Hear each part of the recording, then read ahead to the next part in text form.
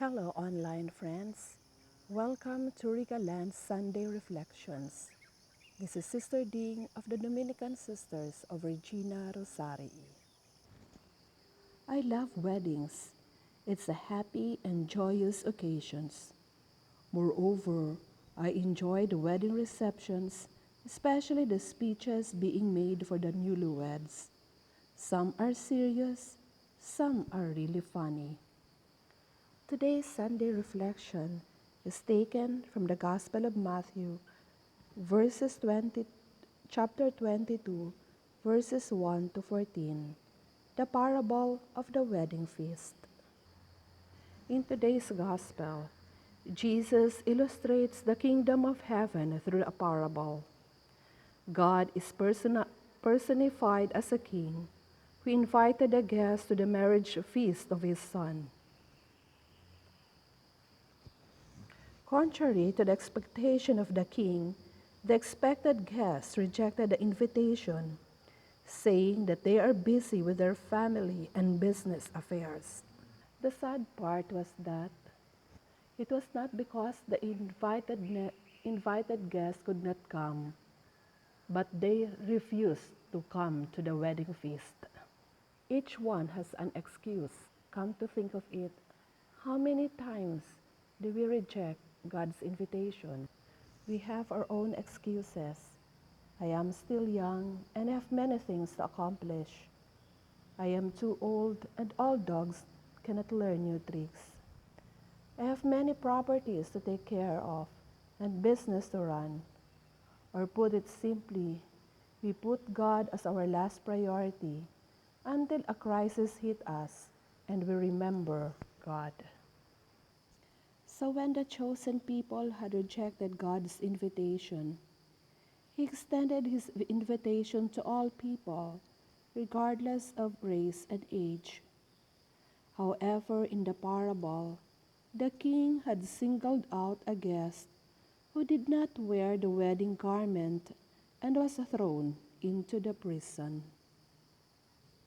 This may seem shocking to us. However, it was practiced during the time of Jesus that the king would provide wedding garments to all the guests.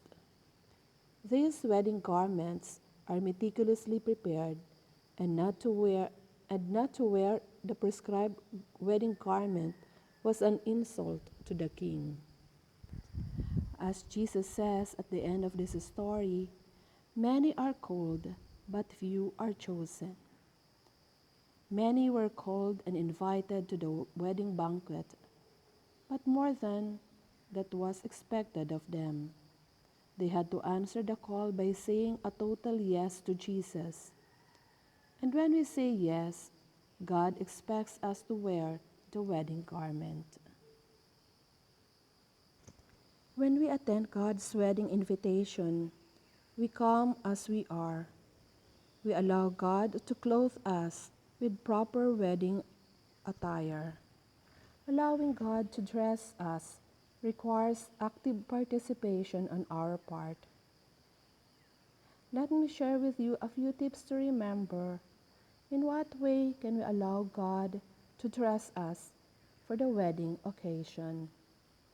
For this sharing, I use the acronym DRESS, DRESS.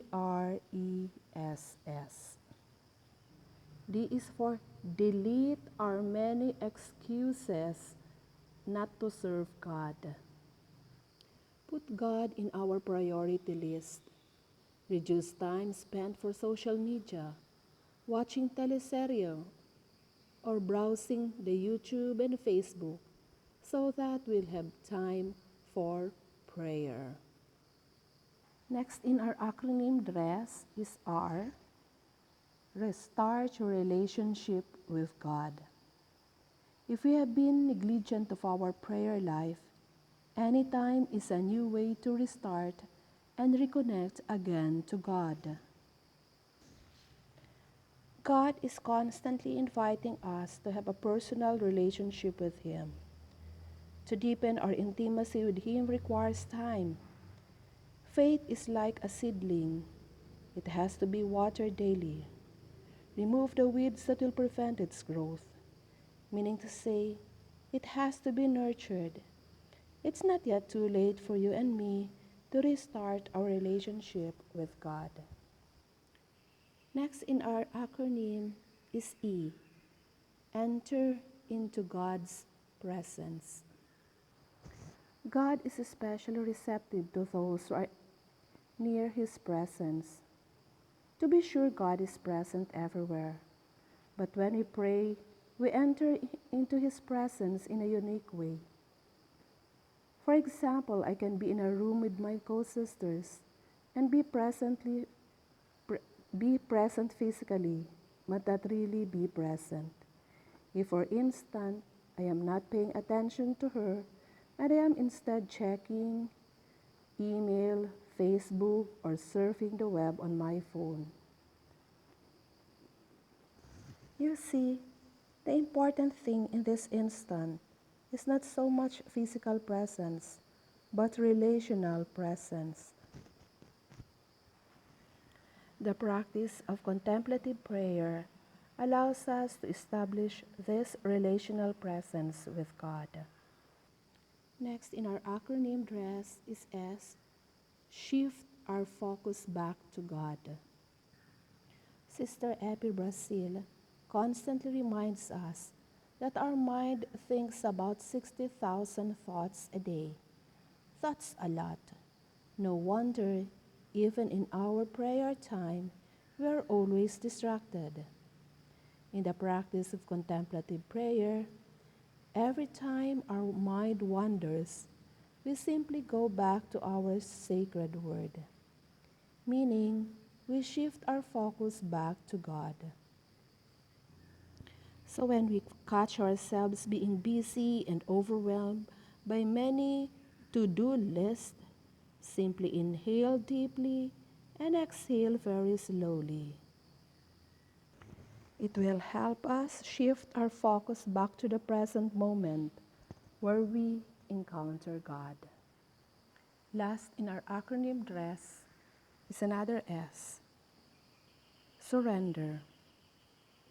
Andrew Murray said, God is ready to assume full responsibility for the life wholly yielded to Him. Ego is the biggest obstacle in our own spiritual life. We think that we can get things done on our own. Surrendering is an important spiritual practice. It helps us establish a connection with God. We are not the doers of any action. God is the doer of all actions. As Sister Abby taught us, in contemplative prayer, we allow God to be God in us. That's it, my dear friends. When God invites us to His wedding presence, to His presence, be sure to wear the dress or the wedding garment. D is for delete our many excuses not to serve God. Restart your relationship with God. Enter into His presence. Shift our focus constantly back to God and to surrender to Him. Thank you for watching. May you find inspiration in this reflection. Be ready to say yes to God's invitation. And be sure to wear the proper wedding attire. Please share this video to your family and friends. God bless you and see you in my next video.